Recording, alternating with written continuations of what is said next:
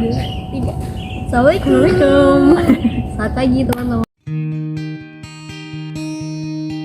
Hai teman-teman semua, kembali lagi dalam channel ini yang akan berbagi nih terkait dengan dunia mahasiswa, dunia rantau, dunia pekerjaan bersama aku Ida Wafitasari dan juga teman aku Bening. Oke, jadi mungkin kita kenalan dulu kali ya teman-teman. Kita sekarang lagi buat konten di belakang Makara Art Center yang ada di Universitas Indonesia bersama dengan Kak Bening yang mungkin nanti akan memperkenalkan diri juga. Jadi kembali lagi sama aku Ida Wafitasari, mahasiswa sosiologi UI, dan juga dengan teman aku Bening sekarang bekerja sebagai konsultan lingkungan dan dulunya adalah teknik lingkungan UI. Oke. Berarti itu di Jakarta juga Kak? Di Jakarta juga, di Jakarta Selatan. Oke, udah berapa lama Kak waktu itu? Sudah kurang lebih setengah bulan sebagai seorang full timer, tapi setelah sebelumnya magang sejak Desember 2021. Berarti berapa ya? Setengah bulan juga lah ya. Waktu itu juga. Berarti masih mahasiswa terus intern di sana. Betul. Waktu itu jadi apa? Oh ya, dulu internnya sebagai copywriter dan sekarang kerjanya sebagai konsultannya. Karena sebelumnya sebenarnya memang perusahaannya adalah perusahaan konsultan lingkungan dan sosial. Tapi waktu itu membutuhkan copywriter untuk marketing websitenya, kemudian dilanjutkannya sebagai konsultannya. Oke, konsultan lingkungan ya lebih tepatnya. Karena dulu kami juga sebagai anak teknik lingkungan gitu. Oke, mungkin ini sih Kak sedikit lah dari pekerjaan Kak Bening yang aku lihat kan juga Kak Bening sering ya waktu itu ke Bali dan sebagainya. Mungkin kayak sedikit cerita Kak dari dunia kerja itu seperti apa? Iya, jadi namanya konsultan, berarti kami menawarkan jasa konsultasi gitu ya kepada klien untuk dalam melakukan sesuatu, dan dalam hal ini konteksnya karena lingkungan dan juga sosial juga ya, jadi ada tim sosialnya. Itu jadi sebuah proyek milik sebuah klien itu ingin jadi jadi klien itu ingin membuat rencana suatu pembangunan gitu, kebanyakan. Nah itu jadi mereka pastinya harus memperhatikan dampak lingkungan dan juga sosial kepada masyarakatnya ataupun lingkungan hidupnya kayak alamnya gitu. Nah jadi kami yang memberikan konsultasi kira-kira desainnya seperti apa, kira-kira pengelolaan dan pemantauan dampak-dampak tersebut seperti apa gitu. Karena sekarang tuh banyak banget kan ya proyek perusahaan, tapi kan harus ada pengelolaan untuk lingkungannya. Jangan sampai akhirnya perusahaan ini cuma mengeksploitasi sumber daya alamnya tapi nggak memperhatikan lingkungan gitu ya Pak. Betul. Kalau di sosiologi kan ada tuh Kak namanya CSR. Nah kayak gitu. Mungkin kalau di teknik lingkungan ada ininya sendiri kali, metode atau apa gitu yang membedakan dengan CSR-nya, atau sebenarnya sama aja? CSR itu biasanya dilakukannya setelah proyeknya sudah ada kan ya. Oke. Banyak program untuk memberdayakan masyarakat yang ada di sekitarnya gitu. Dan juga mungkin memperbaiki lingkungan juga kadang-kadang program CSR. Tapi kalau ini tuh sebelum proyeknya ada, sebelum misalnya dalam bentuk bangunan ya, sebelum bangunannya ada. Misalnya waktu itu kemarin di Bali itu jalan tol, sebelum jalan tolnya ada kami yang memberikan konsultasi kira-kira ke depannya dampak-dampak potensialnya itu apa saja gitu kalau misalnya ada proyek itu gitu. Wow, berarti sebelumnya pun udah diproyeksikan ya, udah kayak nanti akan ada dampak ini nih gitu, dan itu perlu riset banget kan. Kayak kemarin waktu itu di Bali juga, itu karena ada klien dari Bali atau gimana? Sebenarnya kliennya di Jakarta, tapi proyeknya ada di Bali. Oke, makanya harus ke sana ya pada saat ke lapangan. Oke. Nah, teman-teman, kita akan membicarakan mengenai dunia rantau lebih tepatnya. Kenapa? Karena ya akhir-akhir ini teman-teman pasti sering melihat ya ada film dari seriesnya NKCTHI namanya Jalan Yang Jauh, Jangan Lupa Pulang, dan udah ada lagu juga ya Kak? Iya. Udah nonton belum Bang? Udah aku. Ya udah nonton kan ya. Jadi mungkin kita akan banyak membicarakan tentang itu gitu ya. Dan konteks ini ya teman-teman, karena aku juga anak rantau waktu itu merantau sejak 2019 karena harus kuliah di UI dari Nganjuk, Jawa Timur, dan Kak Bening ini adalah teman aku juga dari Jawa Timur. Coba dari mana Kak? Dari Lumajang. Oke. Merantaunya berarti sejak 2018. Oke, 2018. Ketika jadi mahasiswa gitu ya. Iya, betul. Nah, pertanyaan pertama mungkin dari Kak untuk Kak Bening adalah kenapa waktu itu memilih untuk merantau? Ya, jadi waktu itu sebenarnya lebih ke merasa kalau misalnya sekolahnya di dekat-dekat rumah gitu ya, itu terlalu nyaman. Jadi masih di dalam zona nyaman gitu, karena apa-apa bisa minta tolong orang tua apa-apa, kita ada sanak saudara gitu ya yang tinggalnya dekat dengan kita gitu. Jadi waktu itu kayak ngerasa kurang challenging gitu. Jadi kan anaknya suka challenge nih. Jadi waktu itu ngerasa kurang challenging dan merasa kayaknya harus jauh dari rumah deh biar bisa merasakan banyak hal gitu, biar dia bisa merasakan pengalaman yang baru. Karena sebelumnya sebenarnya tuh waktu SMP SMA juga sering ikut kegiatan-kegiatan yang di provinsi ataupun skala nasional gitu. Dan itu merasakan betapa wah ketemu orang-orang yang beragam tuh sangat-sangat memberikan insight yang bagus gitu loh. Dan juga ternyata seberbeda itu loh kalau misalnya kita lagi ada di orang-orang yang ya di kampung kita dengan orang-orang yang dari mana-mana gitu. Dan aku merasa ingin mendapatkan hal yang seperti itu lagi gitu. Dan salah satu caranya adalah kita melakukan studi di tempat yang jauh ya. Jadi akhirnya experience-nya juga lebih komprehensif karena kita sehari-hari ada di situ gitu kan. Dan ya itu, dan juga akhirnya memilih UI. Kenapa? Karena UI itu kan sasaran orang-orang dari mana-mana ya. Dari Sabang sampai Merauke itu pasti ada gitu. Dan jadi akhirnya tujuanku untuk bisa mendapatkan insight dari orang-orang yang lebih beragam gitu ya, dari segi latar belakang ataupun apapun itu bisa tercapai salah satunya dengan aku studi di UI. Berarti waktu itu UI emang udah jadi tujuan banget Kak? Udah jadi tujuan banget sejak SMP, SD gitu. Oh my god. Udah kebayang mah pokoknya aku harus kuliah di UI gitu. Dan keinginan itu semakin kuat pada saat SMA, yaitu karena kok kayaknya stagnan aja nih kalau misalnya kita tetap di kampung halaman gitu dan ingin mendapatkan ilmu baru. Tapi waktu itu masuk ke UI-nya lewat jalur apa? Jalur undangan SNMPTN. Oh, oke. Berarti maksudnya alhamdulillahnya langsung ya waktu itu, nggak yang tes atau apa gitu. Iya. Oke, menarik banget ya cerita dari Kak Bening. Tapi sebenarnya itu relate sih Kak sama aku gitu. Tapi kalau aku lebih tepatnya sama mungkin kayak Kak Bening yang kita suka challenge. Terus habis itu kita suka waktu itu ikut SMP SMA tuh ikut kegiatan-kegiatan yang di skala provinsi dan nasional gitu. Kalau aku lebih tepatnya merasa bahwa aku tuh nggak punya temen yang bisa banget sefrekuensi gitu. Jadi sering nggak nemuin temen atau lingkungan yang bagus buat aku bertumbuh gitu. Kebanyakan mungkin ya dulu ya, tapi aku nggak bisa menyamakan dengan sekarang sih sebenarnya, karena kan udah 4 tahun aku berproses di UI ya. Kayak mungkin 4 tahun yang lalu atau 5 tahun yang lalu gitu, dari segi pemikiran keluarga besar aku atau mungkin dari teman-teman aku itu tuh merasa bahwa aku tuh orangnya berpikirnya terlalu jauh gitu atau apalah kayak ya gitu-gitu dia. Terus mungkin aku waktu itu punya pengalaman agak buruk lah di dalam pertemanan gitu kan, dan aku merasa bahwa kalau misalnya aku melanjutkan studi aku di Jawa Timur aja gitu, maka aku akan bertemu dengan orang-orang itu lagi gitu loh. Aku nggak bisa bertumbuh gitu. Dan ketika aku ikut ya tadi kegiatan-kegiatan misal olimpiade atau apa gitu, aku ketemu banyak teman kok, wah kok bisa nyambung ya, kayak kerasa banget ya sih ketika kita ngobrol sama orang yang nyambung dan enggak tuh kayak gimana gitu rasanya. Nah pada saat itu akhirnya aku memutuskan untuk, awalnya tuh aku malah pengennya UGM.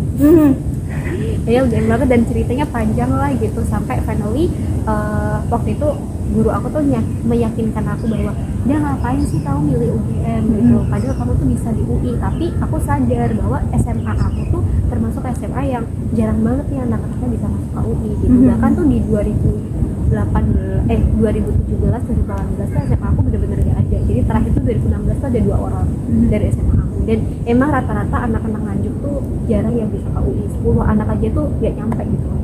Sama juga. Iya kan? Aku 2017 cuma 1 doang yang masuk UI. Berarti dan itu SBMPTN 2017. Oh 2017. Iya. Bang Dasa Kak Beningnya itu berapa orang waktu dari rumah? 4. Aku 5 tuh udah kayak luar biasa iya, gitu. bener-bener sama-sama. Terus waktu itu akhirnya aku nggak bilang kan ke guru aku bahwa aku ikut simak dan sebagainya gitu-gitu. Dan bahkan aku sebenarnya kayak nggak direstuin gitu. Ceritanya kayak aku nggak direstuin masuk ke UI sama orang tua aku karena aku udah keterima nih di salah satu politeknik di Malang gitu. Nah terus aku udah ikut ospeknya terus dan sebagainya. Terus aku juga beasiswa kan di sana gitu. Jadi sama orang tua kayak ngapain sih jauh-jauh gitu. Tapi ketika aku merasa bahwa UI ini bisa membuat aku bisa pergi jauh, kayak aku pengen ngerasain yang namanya pergi jauh dalam waktu yang lama gitu. Akhirnya aku memberanikan diri untuk kesini ya, walaupun di hari pertama aku nangis dan sebagainya gitu kan. Kayak, ya, nanti kita cerita lah ya dinamikanya kayak gitu. finally aku jadi dan nanti deh kita cerita tentang dampaknya akhirnya seperti apa gitu. Jadi yang mungkin men-trigger kita untuk berangkat itu sebenarnya sama. Tapi Kak, akhirnya apa sih yang berbeda dari Kak Bening gitu ya? Atau hal yang akhirnya kayak wah gila ternyata rantau tuh kayak gini ya. Itu apa? Yang membuat kaget lah. Apa ya yang membuat kaget ya? Mungkin lebih ke highlight dari merantau tuh harus siap untuk apa-apa sendiri, karena kita benar-benar nggak bisa, in general dalam kehidupan tuh kita kan nggak bisa berekspektasi terhadap orang lain gitu ya. Pun juga dalam kasus merantau tuh kita nggak bisa mengharapkan orang lain tuh selalu ada buat kita gitu. Iya kan, karena yang pertama orang tua pasti udah jauh, terus yang kedua teman-teman kita yang anak sini itu udah ada urusannya dengan orang tuanya, dengan keluarganya. Tapi anak yang rantau juga mereka punya bisnis sendiri, maksudnya mereka punya urusan sendiri gitu, berdamai dengan dirinya, dengan perantauannya mereka sendiri gitu. Jadi akhirnya kita harus siap gitu untuk mengandalkan diri sendiri gitu dalam kondisi apapun gitu. Kalau misalnya ada orang yang bisa diandalkan, alhamdulillah lah. Tapi kalau misalnya tidak ada orang yang bisa diandalkan dan kita hanya bisa mengandalkan diri sendiri, ya kita harus siap dengan hal itu. Itu adalah highlight yang aku dapatkan sih dengan merantau. Iya, aku juga setuju sih. Sebenarnya paling pasti yang akan ditekankan itu lebih ke mandiri kan. Kayak oh ternyata ngerasa ini namanya kalau sakit tuh ya berjuang sendiri. Kayak saya aku tuh tipe orang yang kalau sakit tuh lebih manja gitu ke orang tua ya, kayak lebih pengennya diperhatiin dan sebagainya gitu-gitu kan. Mungkin ya Kak Bing relate atau gimana. Tapi kalau aku tipenya yang kayak gitu. Jadi ketika waktu itu aku semester 1 tuh sempat yang sakit gitu, sakit cacar dan sebagainya gitu. Tapi kayak nggak bisa nih, aku harus tetap kuliah, aku harus, dan waktu itu kan offline ya, masih offline yang kita belum dilanda pandemi gitu kan, yang harus kayak hadir di kelas, terus ada kuis tiap minggu dan sebagainya. Itu yang pertama. Terus yang kedua, aku tuh dealing with my insecurities gitu kan, karena ketika aku merantau akhirnya aku menemukan perspektif tuh banyak banget yang bikin aku tuh kaget, dan mungkin ada akhirnya paham gitu bahwa banyak orang yang lebih pintar dari aku, yang lebih pemikirannya, mungkin mereka udah punya akses yang baik nih dari sejak dulu dalam bahasa Inggris dan lain-lain, dan aku tuh nggak punya gitu. Dan awal-awal tuh aku kayak sangat struggling kan, apalagi ya di sosiologi gitu sumbernya semuanya buku tuh dalam bahasa Inggris. Dan aku tuh masih inget banget aku tuh kayak aku paham bahwa aku nggak bisa, makanya aku tuh selalu merangkum sebelum di kelas. Aku bener-bener masih pakai buku tuh, buku yang kayak dari sejak aku SMA gitu. Nah alhamdulillahnya aku tuh dari sejak SMP tuh udah biasa nulis. Jadi aku nulis dulu nih kayak oke, ini apa sih maksudnya dari materi ini. Jadi ketika di kelas kita tinggal diskusi sama dosen. Dan mungkin itulah yang membuat aku akhirnya dilihat gitu ya dalam tanda kutip kayak Ida ini bisa sih gitu. Nah padahal mereka nggak tahu gitu loh perjuangan aku untuk akhirnya bisa diskusi dan sebagainya di kelas aktif tuh ya karena aku tuh benar-benar harus baca dulu dan struggling tiap hari harus ngerangkum dan sebagainya gitu. Bahkan nggak tahu ya kalau di Kak Bening gimana, kalau dari aku tuh dulu SMA aja gak diajarin tuh bikin makalah yang bener gitu ya, bikin paper, bikin daftar pustaka yang bener gitu, itu gak diajarin Kak. Jadi aku bener-bener yang struggling banget. Dan waktu itu kan juga ada tes bahasa Inggris ya. Iya betul. Nah aku tuh nggak lolos, jadi nilai aku tuh udah paling cemin atau apa atau lala gitu. Akhirnya kan aku harus ambil kelas itu kan, MPK bahasa Inggris di semester 2. Dan alhamdulillahnya juga dosennya baik gitu ya. MPK bahasa Inggris itu benar-benar mendorong kita untuk belajar bahasa Inggris lagi dan sebagainya. Mungkin itu sih. Jadi yang pertama adalah mandiri tadi, terus yang kedua dari insecurity, dan ketiga mungkin kalau aku nggak jauh, aku tuh nggak bisa merasakan bahwa sebegitu rindunya ya sama keluarga. Iya betul, setuju. Karena ketika ternyata pertama kali aku berangkat ke Jakarta, terus kayak kereta melaju dengan cepat, waktu itu aku nggak diantar sama orang tua, diantarnya sama papuh gitu, kayak kakaknya ibu aku. Itu bener-bener yang gila ya, aku akan lama nih di Jakarta gitu, kayak menanti masa-masa liburan semester untuk aku pulang dan sebagainya gitu. Dan apa ya, waktu itu aku sering mengalami kegagalan, kayak gagal dapat beasiswa, gagal ini itu. Dan waktu semester 1 kan walaupun kuliah aku udah tercover dengan beasiswa, tapi hidup sehari-hari tuh aku masih harus ngandelin uang orang tua gitu. Dan aku kayak nggak pernah dikasih orang tua tuh uang sebanyak itu, dan aku juga tahu orang tua aku tuh nggak punya uang untuk kasih itu. Jadi mereka juga struggling buat aku tuh bisa merantau. Nah waktu itu, jadi aku kayak sering yang feeling lah dia nangis kayak ya Allah aku tuh nggak mau nih kayak ngebebanin orang tua aku dan sebagainya. Tapi ya kita sama-sama belajar lah waktu itu, aku belajar jadi anak, orang tua aku belajar jadi orang tua gitu. Dan dari situ kita kayak wah iya ternyata sebegitu berharga waktu bersama keluarga sama ini. Dari Kak Bening gimana waktu itu kayak strugglingnya di UI waktu pertama kali? Pertama kali mungkin lebih ke ini juga ya, orang-orang dan pertemanannya ya. Jadi kalau masing-masing secara personal ya, secara individu tuh pasti kita sama-sama orang Jawa kan ya, orang Jawa kulturnya seperti apa, budayanya seperti apa, terus ngelihat anak-anak sini bukannya mendiskriminasi, bukan menjelekan siapapun gitu, tapi kan pasti kan berbeda ya. Kita waktu di Jawa mungkin agak banyak apa ya namanya, budaya-budaya yang lemah lembut gitu. Terus pas kesini itu banyak ada yang kata-kata kasar segala macem gitu. Kemudian juga ada kenakalan misalnya pakai minum atau gimana gitu kan ya. Nah itu pasti kita akan menemukan juga. Kayak kalau di fisik relate banget. Iya ya, aku di teknik ya.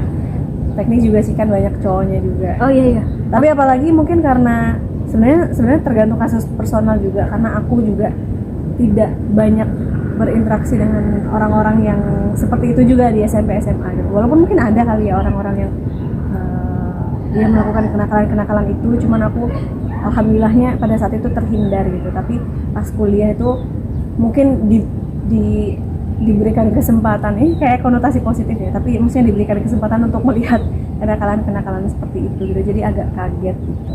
Dan juga masalah pertemanan tuh ada beberapa kasus-kasus di mana orang-orang tuh memilih teman-teman tuh berdasarkan kemampuan ekonomi, atau misalnya berdasarkan penampilan, apakah cantik atau tidak, nah gitu. Jadi pasti akhirnya ya itu tadi ya, balik lagi ke bagaimana kita memandang value kita sendiri. Kenapa ya kok aku nggak diajak temenan, kenapa ya kok aku nggak diajak nongkrong gitu kan ya, pasti ada terbesit lah sepintas pikiran-pikiran seperti itu gitu. Tapi ya kan orang-orang sefrekuensinya atau secocoknya itu kan bersama orang-orang yang tertentu gitu ya. Jadi ya udahlah nggak apa-apa gitu, karena kita nantinya pasti akan ditemukan dengan orang-orang baik yang mungkin bisa menjadi cerminan diri kita dan juga bisa menjadi sumber pembelajaran hidup kita gitu. Jadi ya aku waktu itu juga menemukan orang yang deket tuh malah pas tahun ketiga. Jadi tahun pertama, tahun kedua mungkin banyak sendiri atau misalnya bersama dengan orang-orang yang tapi nggak terlalu attach banget sebenarnya gitu. Tapi ternyata aku baru merasakan kedekatan dengan seseorang di tempat kuliah aku tuh pas tahun ketiga, padahal pas pandemi gitu. Jadi malah kestrugglingan kami di masa pandemi itu mendekatkan kami untuk belajar bareng dan lain sebagainya. Terus akhirnya pas selesai pandemi kami coba meet up dan kami ngobrol gitu. Jadi ada timelinenya sendirilah orang-orang untuk bisa menemukan orang yang cocok dengan dia. Karena menurut aku gitu juga sih Kak. Kayak kalau aku prinsipnya adalah sampai di titik aku tuh bilang ke diri sendiri bahwa tidak, kamu tuh nggak perlu memaksakan hubungan kamu dengan orang lain. Karena tuh kadang nggak tahu ya, sebagai individu tuh kadang kita merasa kayak kok dia bisa deket ya sama orang ini, kenapa aku nggak bisa gitu. Jadi aku terlalu memaksakan untuk bisa deket sama orang lain. Sampai finally aku tuh kadang mengubah diri aku sendiri gitu, value diri aku gitu dan sebagainya. Terus kadang juga merasa bahwa kok aku kayak akhirnya nggak bisa melihat gitu bahwa oh ada orang-orang yang selama ini tuh peduli sama aku dan deket sama aku gitu. Nah kayak gitu. Jadi sekarang tuh lebih ke ini sih, aku pun juga akhirnya bisa deket sama temen banget itu adalah waktu pandemi. Nggak tahu ya kenapa, karena mungkin ini kali ya Kak, kayak waktu pandemi itu akhirnya kita bisa merasakan bahwa kebersamaan tuh sebegitu berharganya. Bahkan saya kabar aja, tanya kabar gitu-gitu tuh adalah hal yang luar biasa ketika pandemi. Yang dulu kayak apaan sih lu tanya kabar gitu.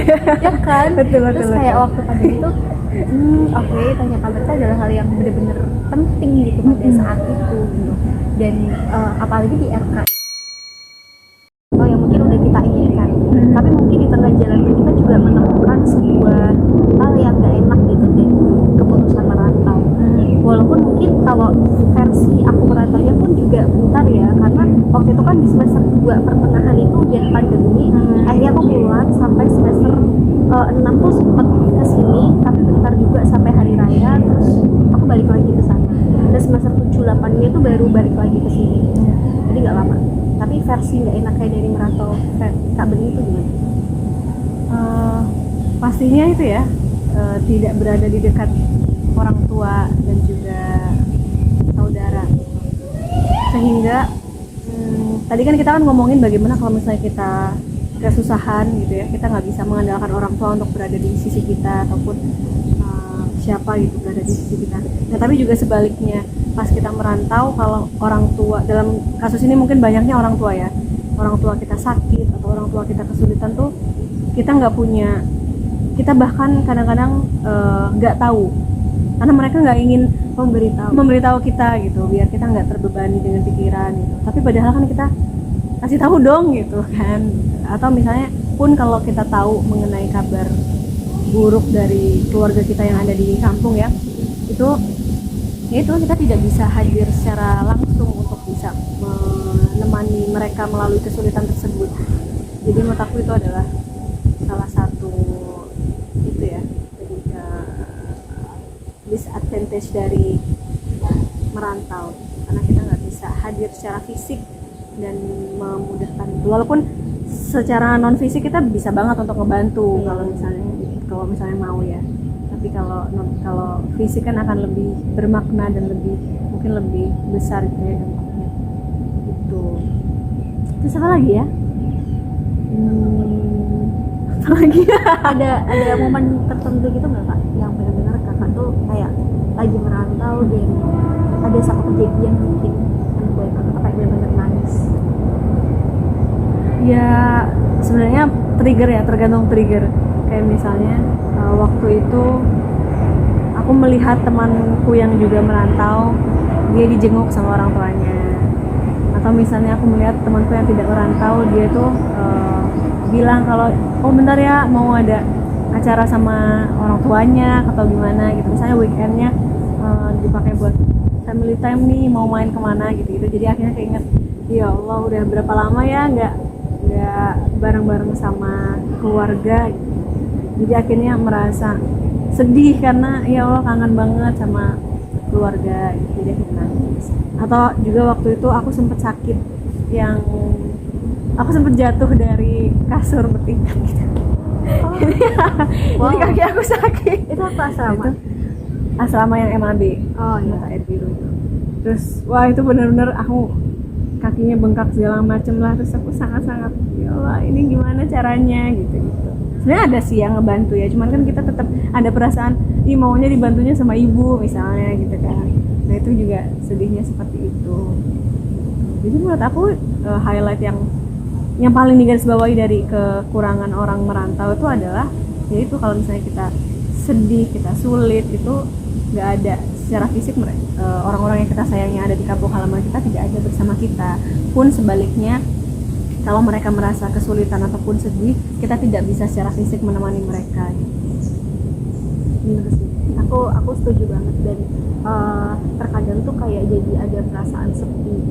Gak tau kenapa, apa mungkin kayak karena mungkin sekarang aku juga lagi kos gitu kan, yang kos, terus habis itu agenda di perkuliahan juga udah gak banyak karena udah semester akhir, tinggal skripsian atau mungkin di organisasi dan sebagainya. Jadi merasa bahwa sebenarnya kekurangannya adalah kita tuh jadi gak bisa punya waktu lebih dengan keluarga yang dulu ada gitu ya, walaupun di sini pasti kita punya keluarga baru lagi gitu kan gitu.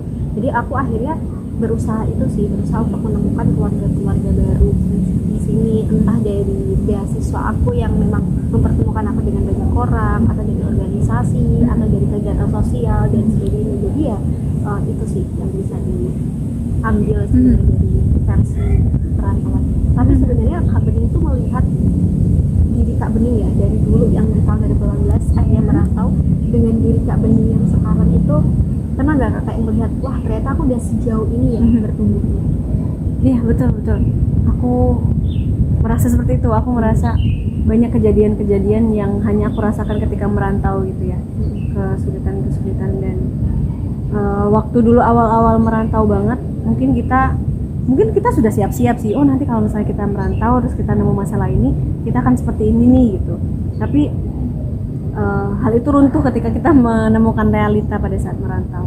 Dan makin kesini makin apa ya, makin bisa menempatkan diri gitu untuk kalau misalnya sendirian gimana, kalau misalnya nggak ada yang bantu berarti harus apa, kalau misalnya ternyata orang lain membutuhkan bantuan kita meskipun kita kekurangan gitu ya, itu berarti kita harus seperti apa gitu. Jadi mungkin karena jam terbang kali ya jam terbang Pengalaman merantau. lah ya. Ya pengalaman gitu, karena kita udah merantau beberapa tahun, jadi akhirnya makin kesini makin tahu kalau misalnya dihadapkan dengan kasus-kasus baru, kasus-kasus tertentu, masalah-masalah baru, itu kita bisa menempatkan diri kita gitu, berbekal pengalaman yang sudah terjadi sebelumnya. Terakhir nih dari Kak Bening untuk anak-anak rantau dalam versi singkat. Oke. Jadi yang pertama, jangan takut untuk merantau, karena pasti akan ada bayangan-bayangan keburukan ya terkait dengan perantauan, yaitu suatu lingkungan atau suatu dunia yang belum pernah kita terjun ke dalamnya sebelumnya gitu. Jadi pasti akan ada kekhawatiran itu, dan memang kekhawatiran itu kemungkinan akan terjadi gitu. Tapi itulah yang menjadi dinamika perantauan, dan itulah yang akan bisa meningkatkan kualitas diri kita. Kemudian yang kedua adalah jangan sungkan untuk minta tolong, karena memang merantau itu pasti akan sulit ya bagi siapapun gitu. Sekuat apapun orangnya, itu pasti akan dilanda ada momen-momen kesulitan gitu pada saat merantau. Jadi jangan sungkan untuk meminta tolong kepada orang-orang di sekitar kita, kepada orang-orang yang ada di rumah juga gitu, karena mereka pasti akan paham, mereka akan memaklumi kondisi kita yang berjalan sendirian selama ini gitu, sehingga kalau misalnya kita meminta tolong pun nggak apa-apa banget gitu. Dan juga mungkin yang ketiga adalah enjoy dinamika perantauan gitu, karena itulah sebenarnya yang membuat perantauan itu berharga dan menarik gitu, karena kita dihadiahkan gitu ya oleh Allah kondisi-kondisi yang belum pernah kita temui sebelumnya, masalah-masalah yang mungkin belum pernah kita selesaikan sebelumnya, dan itu adalah dinamika dan itu adalah esensi dari perantauan gitu. Jadi nikmati dan belajar yang banyak lah dari hal-hal yang terjadi itu. Dan mungkin yang terakhir itu jangan lupa pulang. Iya, jalan yang jauh jangan lupa pulang. Jalan yang jauh jangan lupa pulang. Jadi kita kayak mempromosikan film ya. Iya. Tapi benar-benar jangan lupa pulang, jangan lupa bahwa orang-orang di rumah itu adalah mungkin salah satu dari beberapa faktor kita bisa merantau. Mungkin kita bisa hebat di daerah perantauan kita juga mungkin karena mereka adalah perantara pertolongan gitu ya untuk kita. Atau at least yang nggak perlu kayak cara fisik kita pulang, tapi jangan lupa untuk tanya kabar atau sekedar apa ya, chat singkat, udah makan atau belum dan lain-lain gitu kan, bersama dengan orang-orang yang ada di sana. Jadi esensi dari pulang itu sebenarnya banyak banget, tapi ya tadi back again tuh keluarga, kalau memang dia punya keluarga yang benar-benar support kita, itu harus dijaga banget. Oke, mungkin itu aja dari aku dan Kak Budi. Dadah.